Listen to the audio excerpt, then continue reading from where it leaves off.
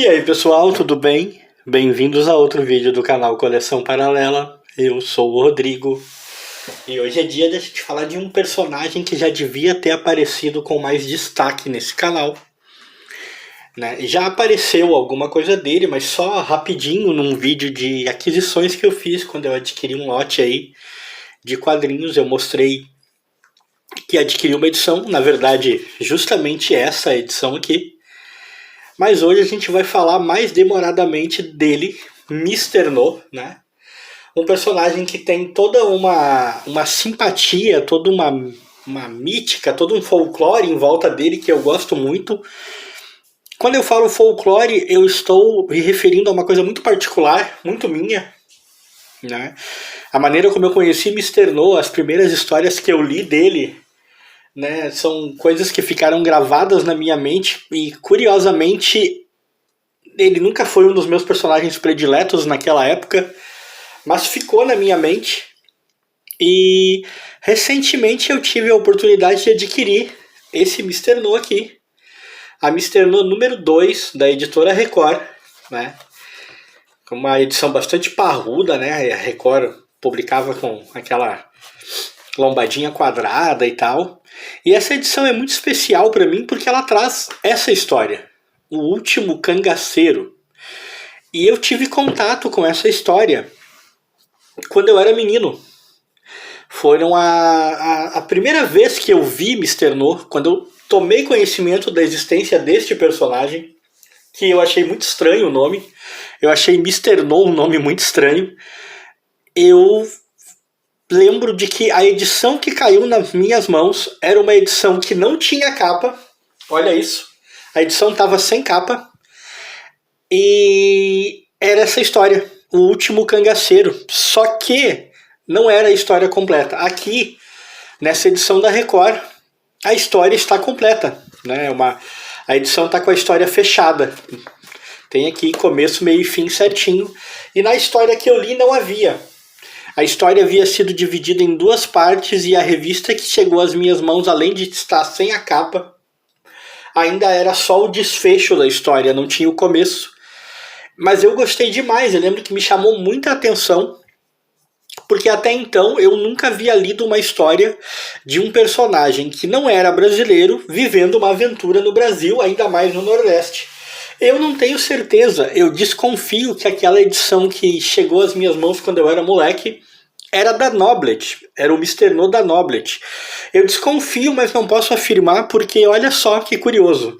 Há bastante tempo atrás, deve fazer uns 8 ou 9 anos, para mais, talvez, eu não tenho certeza, eu adquiri uma edição do Mr. No da Noblet. E eu adquiri pensando ser essa história aqui, cara. Eu adquiri essa aqui, eu vou mostrar, eu peguei só pra mostrar. Eu tenho duas da Noblet, na verdade. Eu tenho essa daqui, ó. A Mr. No mensal, 84 páginas, número 3. Eu vi ela com essa capa, e apesar de eu ter estranhado, né, o aparente pouco número de páginas, né, parece muito fininha, porque eu lembrava da história, porque aquela que eu tive quando moleque sem a capa, já era uma edição mais parrudinha. Eu comprei pensando que pelo menos ia ter um ataque de nostalgia ali, lendo essa história, porque, né, é a mesma capa, gente. Só que, eis a minha surpresa que a Noblet me trollou. Porque a Mr. No número 3 possui a capa do Último Cangaceiro, mas o título é Dia de Azar. E por quê? Porque a história aqui dentro não tem absolutamente nada a ver com a do Último Cangaceiro, acredita? Tipo, a Noblet usava as capas aleatoriamente. Pegava uma capa qualquer e jogava na, né, na revista, sem se importar se ela tinha ou não a ver com o conteúdo. Dá pra acreditar numa coisa dessas? Mas era isso. Então, quando eu fui ler, foi uma tremenda decepção. Coisas que só a Noblet era capaz de nos fazer. Por curiosidade, eu vou mostrar a outra edição da Noblet que eu tenho, que é essa aqui. Essa é a número 8. Já tem uma lombadinha quadrada, né? Perceberam que aquela era a lombada canoa com grampos. E possui Os Negros dos Bosques. Essa daqui, curiosamente, se não me engano, ó, a capa condiz com a com a história aqui dentro, né? É o tipo de coisa da qual você não consegue uma explicação muito lógica, né? Por que fazer isso? O que aconteceu? Né? Mas eu não vou me ater muito nessas edições da Noblet, porque elas não são o objetivo do vídeo. A intenção era mesmo só mostrar esse fato curioso, né? De que a Noblet botou a capa em outra revista. Eu não sei nem de que ano são essas ediçõezinhas da Noblet aqui. Deixa eu ver se eu encontro rapidinho, só pra gente ter uma ideia básica aqui. Vamos ver, revista mensal. Não tô achando aqui, não. Pelo menos não nesta. Mas eu acho que a Noblet publicou Mister No lá pelos anos 80, não foi? Vamos ver aqui se na outra a gente tem mais sorte. Não tem na capa. E parece que não vai ter aqui também.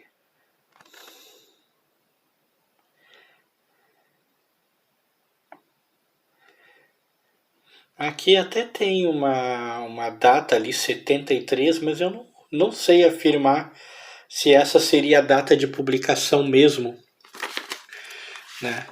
Mas seja como for, cabe apenas como curiosidade, né, essa trollagem que a Noblet me fez. Achei que estava adquirindo pelo menos parte da história pela qual eu tenho grande apego, grande nostalgia, e não era, né? Capa de uma história em si, conteúdo de outra, né? Nada a ver. Mas a Mister No, o último cangaceiro, ficou marcada para mim. Eu sempre quis ler ela de maneira completa. Nunca tive a oportunidade. Né? Me decepcionei achando que ia ter com aquela edição ali e não tive. E passou muito tempo, cara. Eu já nem esperava mais achar. Quando eu acabei encontrando essa ediçãozinha da Record. Eu acho que a Record fazia um excelente trabalho com os produtos da Bonelli, tá? Essa é minha opinião. As edições que eu tenho da Record, tanto do Tex, quanto do Mister No, quanto do Zagor e outros, né, que eu tenho publicados pela Record, eu acho bem legal. Gostava deste formato, gostava do tipo de capa, né, uma capa quase cartonada. Eu curtia, eu gostava muito do trabalho que a Record fazia com os produtos da Bonelli. E quando eu vi essa, cara, eu não poderia deixar de comprar, eu fiquei muito feliz. Aqui tem realmente a história completa. Acabei descobrindo depois, por acaso, assistindo a vídeos aí de outros canais no YouTube, que a edição número 2 é considerada bastante difícil de achar. É uma edição bem complicada de achar, que está bastante rara. Eu até, por um lado, até isso explica então por que eu tive tanta dificuldade de encontrar, então, né? Por que demorou tanto para eu conseguir encontrar essa história completa. Eu sabia que a Record a havia publicado também, mas não estava encontrando. Mas por outro lado, eu não consigo imaginar porque exatamente a número 2 se tornou assim tão difícil de encontrar, né? Supondo-se que essa informação procede. Sei lá se é porque ela teve uma vendagem mais alta, talvez por a história estar fechada, que era um formato que nem sempre a Record usava, né? Nem todas as edições vinham com histórias fechadas. Algumas vinham com o famoso continua, talvez porque a edição número 2 teve um número de páginas que era um pouco acima da média, né? Eu comprei, tive bastante contato, comprei algumas outras edições do Mister No, quando eram publicadas pela Record. Sei que nem todas vinham com esse número de página tão exacerbado assim, né? Até esqueci de falar, a história O Último Cangaceiro, o texto é do Nolita e os desenhos do Donatelli, que é, né, uma dupla muito clássica, a gente sabe, né? Não precisa muito Não precisa de muita explicação. Então eu suponho que essa talvez seja uma das razões. Eu sei que o Mister No passou por outras fases, né? Eu sei que depois de um tempo ele vivia esporadicamente aventuras que não eram só no Brasil, né? Ele vivia esporadicamente aventuras em outros países da América Latina, também, se não me engano, teve pela América Central.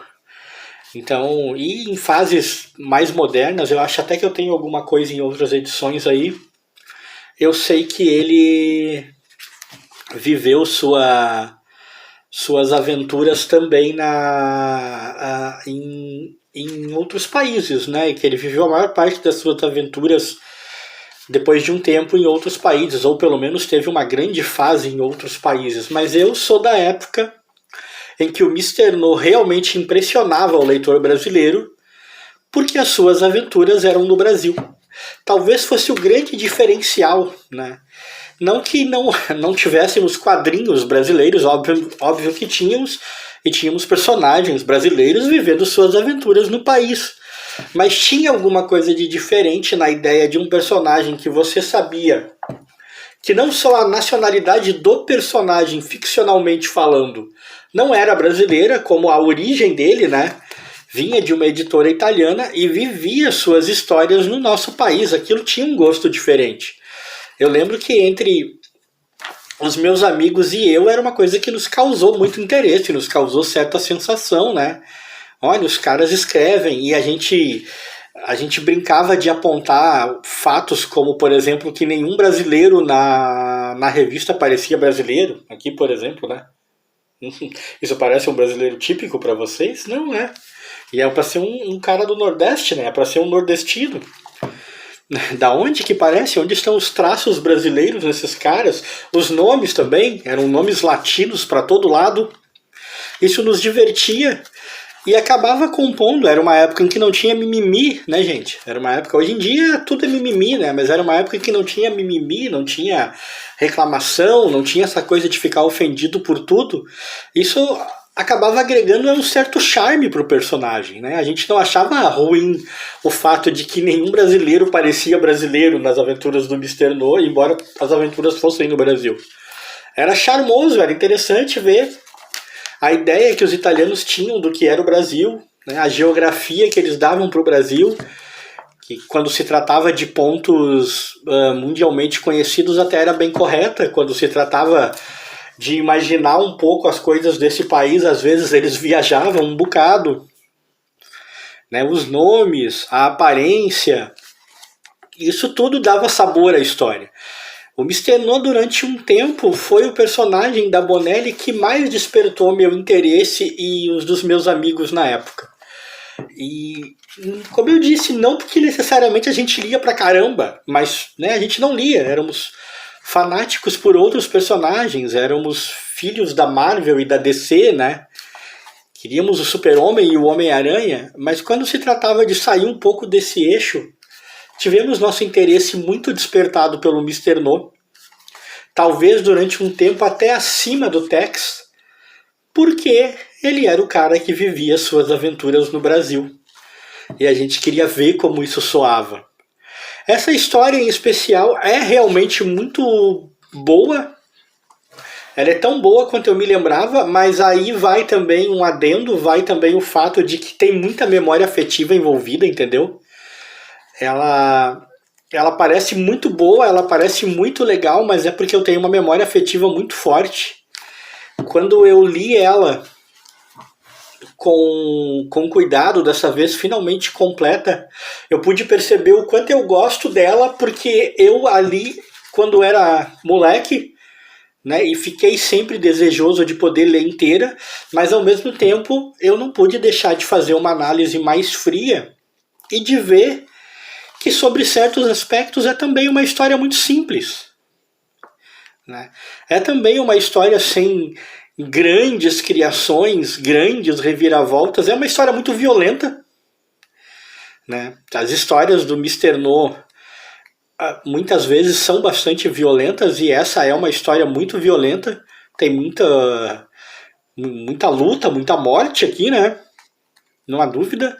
O enredo em si, se você parar para pensar, também é bastante viajado, porque os caras achar que voltar a ser cangaceiros na época em que eles estavam pensando em voltar a ser cangaceiros e novamente desafiar governo, fazer revolução e tal, é uma ideia muito viajada. E na verdade os cangaceiros são pintados aqui nessa edição do Mr. No de uma maneira que parece que eles são muito heróicos, né? Que eles eram criaturas muito do bem, e a gente sabe que também não é bem assim, né?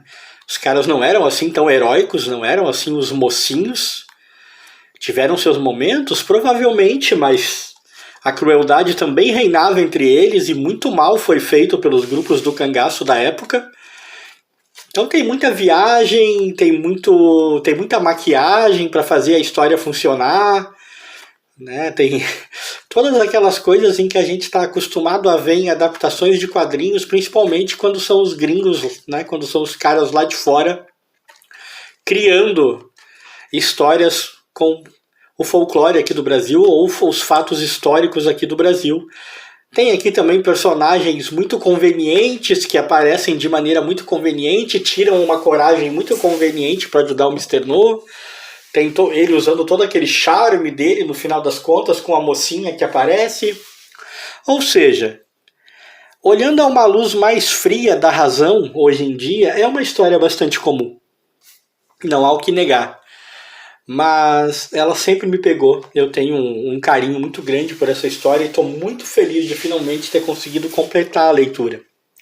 E quando eu me dei conta deste pequeno fato aqui, né, de que a Noblet me trollou com essa ediçãozinha aqui que não tem nada a ver, ela ainda ganhou um gostinho especial. Porque que é isso, né, gente? Comprar gato por lebre até em quadrinhos não é sempre que acontece. E se você gostou desse vídeo, deixa like.